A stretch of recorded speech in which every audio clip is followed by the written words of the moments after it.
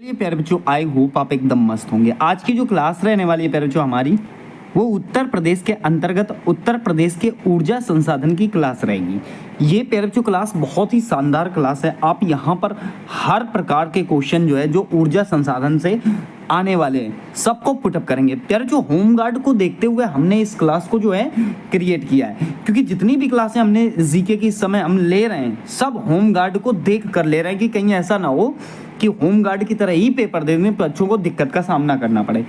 तो उसका विश्लेषण भी हमने यहाँ पर शानदार तरीके से लिया है, बाकी अदर तो ले ही लिया है। ठीक है, तो आइए सबसे पहले हम इसका ऊपरी डिटेल समझते हैं। यहाँ लिखा हुआ है प्यारे बच्चों आपके पास उत्तर प्रदेश ऊर्जा संसाधन। क्या लिखा है? उत्तर प्रदेश ऊर्जा संसाधन, अर्थात आप कह सकते हो एनर्जी रिसोर्सेस। अब एक बात ध्यान देनी है प्यारे बच्चों यहाँ पर आपको कि उत्तर प्रदेश में अप्रैल 1959, 1 अप्रैल है प्यारे बच्चों, आप डेट भी याद रख सकते हो। 1 अप्रैल 1959 में राज्य विद्युत परिषद का गठन किया गया था। ठीक है, अब विद्युत देखिए गठन कब किया गया था? 1959 में गठन किया गया था। वहीं अगर कभी आपसे अधिनियम पूछ ले, ठीक है, क्या पूछ ले? अधिनियम। तो विद्युत आपूर्ति अधिनियम जो आया था प्यारे बच्चों, कौन सा? तो आप यहाँ पर ऐसे समझ सकते हो, विद्युत आपूर्ति और प्यारे जो अधिनियम आया था ये आपका 1948। ठीक है, तो 1948 के तहत 1 अप्रैल 1959 में राज्य विद्युत परिषद का गठन किया गया। अब बाद में इसमें सुधार हुआ, तो विद्युत सुधार अधिनियम कब आया? तो 1919 में आया, और प्रदेश में लागू कब हुआ? तो 2000 में लागू हुआ।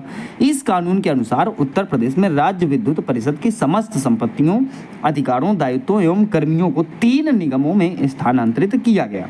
ठीक है, कितने निगमों में? 3 निगमों में स्थानांतरित किया गया।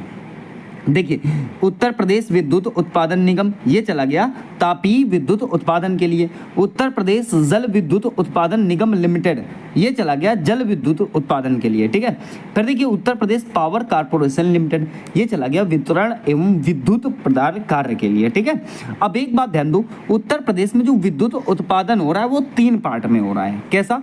ताप विद्युत केंद्र है एक प्यारे जो आपके जल विद्युत केंद्र है, एक नाभिकीय विद्युत केंद्र है। तो 3 प्रकार के विद्युत केंद्र हैं। अब एक बात समझिएगा, जैसे ताप विद्युत केंद्र की बात करें कि ताप में बिजली का निर्माण कैसे होता है, प्यारे जो कभी कभी क्वेश्चन पूछ लेता है, तो आप कहेंगे कि जल को उबाल कर किया जाता है। क्या करके? तो जल को, इसमें प्यारे जो जल को उबाला जाता है। ये बहुत जरूरी है प्यारे जो कि आप इसको समझें कि इसमें निर्माण कैसे होता है। जल विद्युत की बात करें, जल विद्युत की बात करें तो आप कहोगे कि जो बांध होता है, बांध से नीचे बहते हुए पानी की गतिज ऊर्जा का उपयोग जो है टरबाइन के द्वारा किया जाता है। किसके द्वारा? टरबाइन लगे होते हैं, बड़े बड़े टरबाइन, और मान लो बड़ी दूरी से पानी गिरता है झरने से, और इस टरबाइन से क्या होता है? टकराता है, और जब टरबाइन से टकराता है तो टरबाइन को घुमाता है, और जनरेटर टरबाइन की यांत्रिक ऊर्जा को जो है बिजली में परिवर्तित करने का कार्य करता है। ठीक है, तो ये होता है आपका जल विद्युत केंद्र। फिर वहीं बात करें प्यारे जो आगे बात करेंगे अब हम नाभिकीय विद्युत केंद्र की। नाभिकीय विद्युत केंद्र में आपसे क्वेश्चन पूछेगा, नाभिकीय ऊर्जा केंद्रों में ऊष्मा उत्पन्न करने के लिए किस प्रक्रिया का प्रयोग किया जाता है? तो आप कहेंगे प्यारे बच्चों यहाँ पर यूरेनियम के विखंडन का। किसका?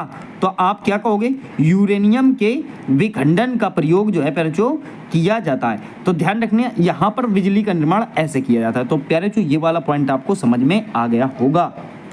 अब देखिए एक एक करके हम जो है इसके तीनों पॉइंट को शानदार तरीके से समझते हैं। सबसे पहले हम समझेंगे प्रदेश के ताप विद्युत उत्पादन केंद्र। ठीक है, ताप विद्युत उत्पादन केंद्र। देखिए हरदुआगंज ताप विद्युत केंद्र।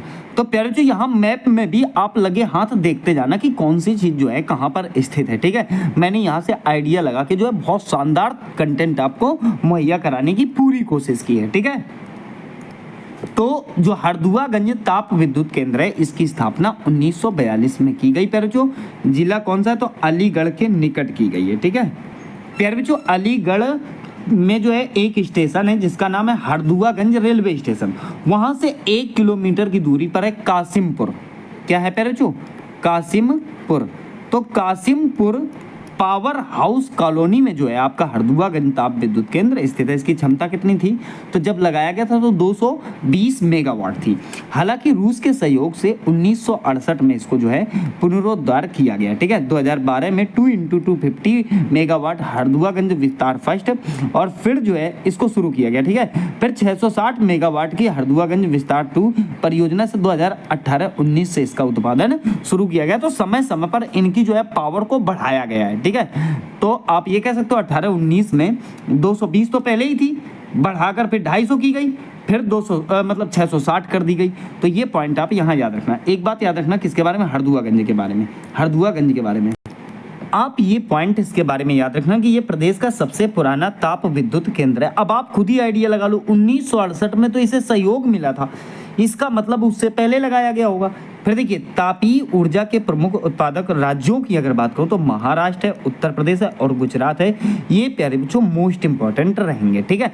दूसरा देखिए उत्तर प्रदेश का ही आपका ताप विद्युत केंद्र जिसका नाम है परीक्षा ताप विद्युत केंद्र। जिला कौन सा है, तो बच्चों झांसी जनपद के परीक्षा नामक स्थान पर। इसकी पावर कितनी है, क्षमता कितनी, कैपेसिटी तो 640 मेगावाट है। 500 मेगावाट की विस्तार परियोजना की पहली इकाई 2012 में जो है शुरू हुआ था। अब वर्तमान में 640 मेगावाट उत्पन्न करता है, ठीक है। देखिए बात करेंगे, अगला है आपका ओबरा ताप विद्युत केंद्र। प्यारे जो इसकी स्थापना 1971 में हुई पूर्व सोवियत संघ के सहयोग से, अर्थात मेरे जो आपका रूस के ही सहयोग से हुई थी, ठीक है। जिला सोनभद्र जनपद में है और कैपेसिटी अर्थात पावर कितनी, तो 1288 मेगावाट बिजली उत्पन्न होती है। सिंगरौली कोयला खान से कोयले की आपूर्ति इससे ही की जाती है, ठीक है। इसे जल की आपूर्ति जो है रिहंद नदी से मिलती है, ठीक है। एक पॉइंट याद रखना प्यारे बच्चों कि ये ताप विद्युत केंद्र जापान के जेबी आईसी कंपनी के सहयोग से स्थापित किया गया था, ठीक है। अब दूसरा पॉइंट देखिए अनपरा के बारे में अगर मैं बात करूं, अनपरा के तो देखिए सब सोनभद्र में ही है। यहाँ पर आप देख पा रहे होगे मैप में सब सोनभद्र में, जैसे ओबरा ताप हो गया। अनपरा के दो पार्ट है, एक तो अनपरा ए और एक पर जो अनपरा डी, ठीक है। तो अनपरा ए ताप विद्युत केंद्र ये पेड़ जो सोनभद्र में 1630 मेगावाट बिजली उत्पन्न करता है। वहीं अनपरा डी ताप विद्युत केंद्र पेड़ जो ये जो है आपका सोनभद्र जनपद में और 1000 मेगावाट उत्पन्न करता है। इस परियोजना की 500 मेगावाट की प्रथम यूनिट 31 मार्च 2015 से शुरू की गई थी। मेगावाट के बारे में थोड़ा सा प्यारे बच्चों मैं आपको बताना चाहता हूँ कि एक्चुअल में मेगावाट क्या होता है। बच्चों के मन में एक कंफ्यूजन है, यार मेगावाट होता क्या है। तो मैं आपको एक इकाई बताना चाहता हूँ इसकी छोटी सी।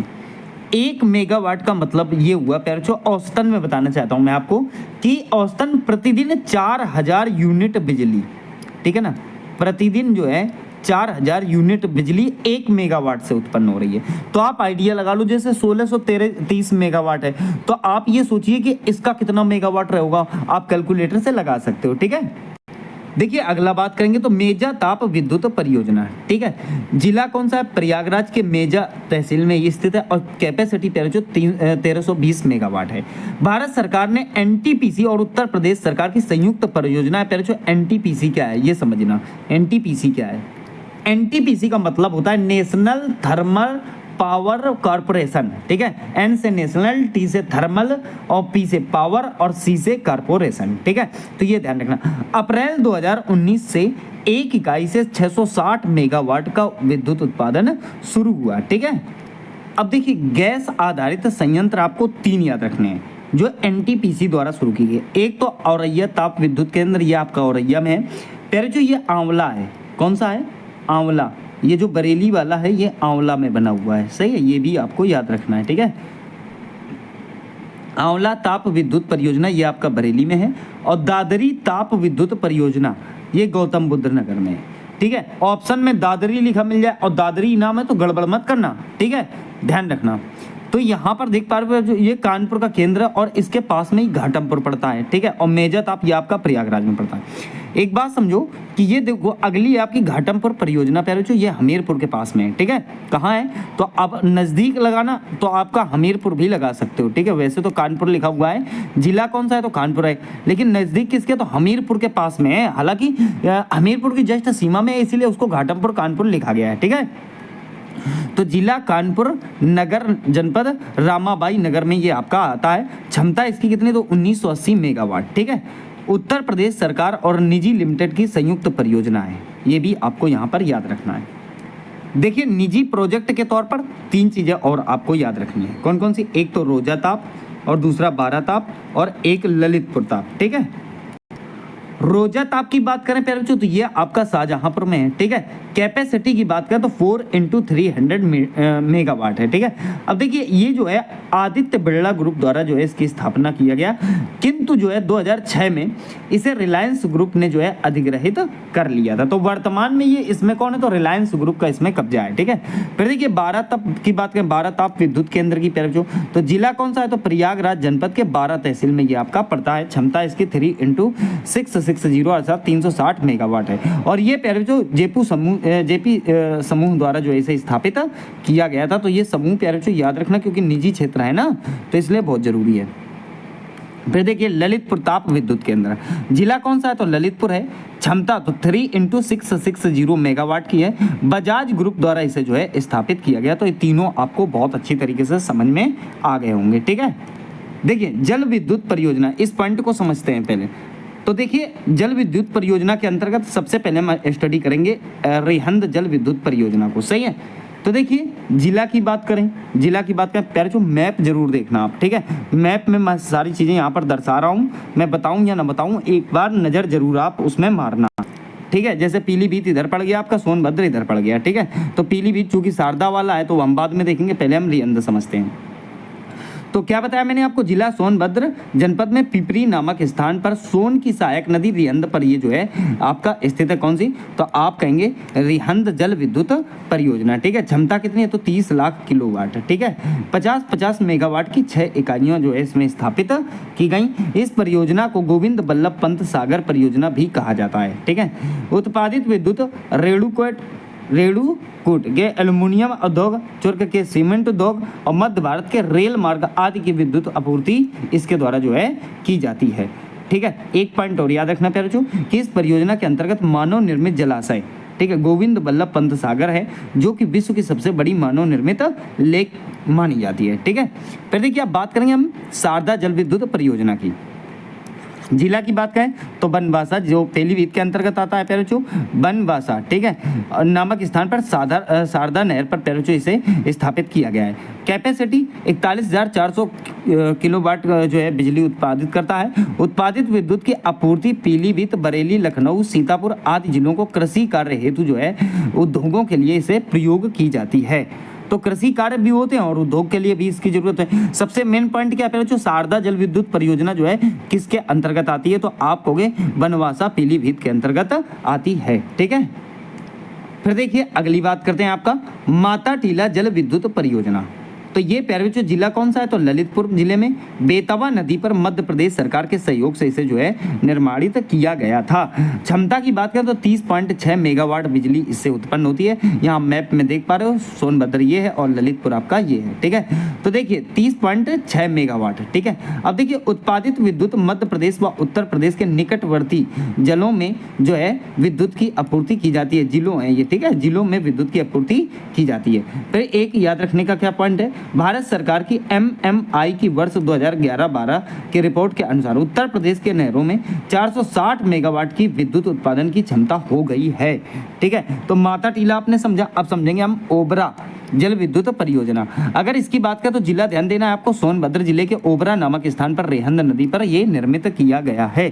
ठीक है, निर्मित किया गया है। तो ये पॉइंट आप यहाँ पर बच्चों बढ़िया तरीके से याद रखेंगे। क्षमता की बात करें, कैपेसिटी की बात करें तो 99 मेगावाट है। कितनी है बच्चों? 99 मेगावाट इसकी जो है पावर है। फिर देखिए शीतला जल विद्युत परियोजना। शीतला जल विद्युत परियोजना प्यारे जो ये झांसी जिले के मोठ नामक स्थान पर है। हालांकि एक वहाँ पर यहाँ पर ताप भी है, यहाँ पर झांसी जिले में प्यारे जो ताप भी है और शीतला जल भी है, दोनों है। ठीक है, तो झांसी जिले के मोठ नामक स्थान पर कैपेसिटी की बात करें प्यारे जो 3.6 मेगावाट है। ठीक है, यहाँ मैप देख सकते हो आप। चलिए बात करेंगे अब हम परीक्षा जल विद्युत परियोजना। प्यारे बच्चों झांसी जिले में बेतवा नदी पर इसका निर्माण किया गया है और क्षमता कितनी है तो 2 यूनिट है प्यारे बच्चों 110 मेगावाट की। ठीक है, तो ये पॉइंट आपको यहाँ पर ध्यान देना है। अब एक बात याद रखिएगा, एक बात याद रहे, ये राज्य सरकार के द्वारा 2009 में लघु जल विद्युत नीति की घोषणा की गई थी। ठीक है, राज्य सरकार द्वारा 2009 में लघु जल विद्युत नीति की घोषणा की गई थी। इस नीति के अनुसार 25 मेगावाट तक की परियोजना को लघु जल विद्युत परियोजना जो है कहा गया है। फिर देखिए बात करते हैं आप राजघाट जल विद्युत परियोजना की। तो ये प्यारे जो आपका जिला कौन सा, ललितपुर जिले में बेतवा नदी पर निर्मित है। ये मध्य प्रदेश और उत्तर प्रदेश की जो है ज्वाइंट टेक प्रोजेक्ट है, अर्थात संयुक्त परियोजना है। फिर देखिए बात करते हैं खारा जल विद्युत परियोजना की। तो जिला प्यारे जो सहारनपुर जिले में यमुना नदी पर निर्मित है और पावर इसकी प्यारे जो है आपकी 72 मेगावाट है। कितनी है तो 72 मेगावाट है। ये बात आपको यहाँ पर याद रखनी है। देखिए अब बात करते हैं हम नाभिकी विद्युत परियोजनाओं की। किसकी, नाभिकी विद्युत परियोजनाओं की। ठीक है, इसको समझना। इसमें आता है प्यारे जो आपका नरौरा परमाणु विद्युत संयंत्र। प्यारे जो ये तो विश्वविख्यात है, विश्व प्रसिद्ध है। आपका कहाँ पड़ता है जिला, तो जिला कहोगे आप बुलंदशहर जिले के नरौरा नामक स्थान पर गंगा नदी के किनारे पर स्थित है। अलीगढ़ से पास में ही पड़ता है। ठीक है, ये भी आपको याद रखना है। क्षमता कैपेसिटी 220 मेगावाट की है। ठीक है, ये संयंत्र स्वदेशी डिजाइन, उन्नत दबाव युक्त तथा भारी जल ड्यूटेरियम ऑक्साइड पर आधारित है। ठीक है, पहली इकाई जनवरी 1991 से और दूसरी इकाई जुलाई 1992 से कार्य जो है प्रारंभ किया गया है। ठीक है, भारत में परमाणु ऊर्जा आयोग की स्थापना जो है सन 1948 ईस्वी में की गई थी। ठीक है, भारत में परमाणु ऊर्जा विभाग की स्थापना 1954 में की गई थी। ये भी फिर जो आपके मोस्ट इंपॉर्टेंट पॉइंट हैं। ठीक है, ध्यान रखने वाले पॉइंट क्या है, डॉक्टर होमी जहांगीर भाभा को भारत में परमाणु शक्ति का जनक कहा जाता है। तारापुर परमाणु संयंत्र महाराष्ट्र भारत का प्रथम परमाणु संयंत्र है। तो ये पॉइंट भी आप यहाँ पर याद रखना। देखिए नवीनीकरण ऊर्जा स्रोत, प्यारे बच्चों अब जो है कि हमारा भारत विद्युत के उत्पादन में कम गौर करके सौर उत्पादन में ज़्यादा गौर कर रहा है। विद्युत के उत्पादन से लगता है कि कहीं ना कहीं जो है हमें जो है पॉल्यूशन का सामना करना पड़ रहा है। दिल्ली की स्थिति आप देख पा रहे हो। तो अगर जो है जितना ज़्यादा हम पैनल वगैरह पर गौर करेंगे, बायो एनर्जी पे गौर करेंगे, उतना ज़्यादा बेटर रहेगा। तो हम सबसे पहले स्टडी करेंगे सौर ऊर्जा को। ठीक है, तो देखिए प्रदेश में सौर ऊर्जा के विकास के लिए वैकल्पिक ऊर्जा विकास संस्थान की स्थापना 1983 ईस्वी में की गई थी। देखिए शोध विकास एवं प्रशिक्षण केंद्र, इनको समझना प्यारे बच्चों। प्रदेश में नवीन एवं नवीकरणीय ऊर्जा के लिए केंद्र सरकार के सहयोग से यूनिपेड़ा द्वारा जो है घोसी मऊ, ये प्यारे बच्चों क्या है, घोसी याद रखना थोड़ा सा यहाँ पर, घोसी मऊ। ठीक है, घोसी मऊ और प्यारे बच्चों ये चिन्हट है, क्या है, चिन्हट लखनऊ एवं कन्नौज। ठीक है, तो क्या क्या ध्यान रखना है, सहयोग से यूनिपेड़ा द्वारा जो है, यूनिपेड़ा एक संस्था है फिर जो उसके द्वारा जो है घोसी मऊ में और चिन्हट लखनऊ में और कन्नौज में जो है इसकी स्थापना की गई है। तो ये पॉइंट भी आपको शानदार तरीके से याद रखने हैं। अब अगर बात करें तो भारत में सौर ऊर्जा के प्रमुख उत्पादक राज्य राजस्थान, गुजरात, तमिलनाडु हैं। ठीक है, भारत सरकार के द्वारा सौर ऊर्जा से वर्ष 2022 तक 100 गीगावाट विद्युत उत्पादन का जो है टारगेट रखा गया है बच्चों, या कह सकते हो आप लक्ष्य रखा गया है। ठीक है, देखिए ग्रिड संयोजित सौर फोटोवोल्टाइक पावर प्लांट या पावर पॉइंट कह सकते हो आप। ठीक है, तो एक बात याद रखना प्यारे जो अनुसंधान परियोजना के तहत वर्ष 1992 में मऊ जनपद के सरायवादी, क्या नाम है प्यारे जो, सरायवादी नाम है, सरायवादी गांव, अलीगढ़ जनपद के कल्याणपुर गांव, बस्ती के जनपद के एक गांव नाम है प्यारे हरैया, क्या नाम है, तो हरैया गांव में 100 किलोवाट क्षमता की ग्रिड संयोजित सौर फोटोवोल्टाइक पावर प्लांट की स्थापना की गई है। नाम बहुत इंपॉर्टेंट है, मोस्ट इंपॉर्टेंट है, इसलिए नाम जो है प्यारे जो आप गड़बड़ मत करना, तनिक भी बढ़िया तरीके से दिमाग में अपने रखना। ठीक है, फिर देखिए बात करें नई ऊर्जा नीति 2017 की। कब की, नई ऊर्जा नीति 2017। इस नीति के अनुसार राज्य सरकार द्वारा 2022 तक, तो प्यारे जो 2022 तक 10,700 700 मेगावाट ग्रिड संयोजित सौर प्लांट की स्थापना का लक्ष्य रखा गया था। ठीक है, फिर देखिए सोलर सिटी कार्यक्रम। प्रदेश में केंद्र सरकार के सहयोग से आगरा, प्रयागराज एवं मुरादाबाद शहर को सोलर सिटी के रूप में विकसित किया जा रहा है। ठीक है, तो याद रखना कहाँ कहाँ, तो सोलर सिटी कार्यक्रम के शहर कौन से, आगरा हो गया, कानपुर देहात हो गया पैरचो, फिर देखिए आप यहाँ पर मिर्जापुर ध्यान रखना, फिर प्रयागराज। तो ये स्थान पैरचो आपको बढ़िया तरीके से अपने दिमाग में रखने हैं। ठीक है, अब देखिए अगर बात करें आगे बात करें तो केंद्र सरकार की सोलर पार्क योजना के अंतर्गत प्रदेश के जालौन, कानपुर देहात, मिर्जापुर, प्रयागराज जिलों में जो है सोलर पार्क स्थापित भी किए जाएंगे। ठीक है, अब यहाँ पर मैंने सारी चीज़ें जो है ले रखी हैं इमेज में, आप जो देखना कि यहाँ पर जो है सौर का बहुत ज़्यादा दबदबा बनाया जाएगा। समझिएगा, पवन ऊर्जा, विंड एनर्जी।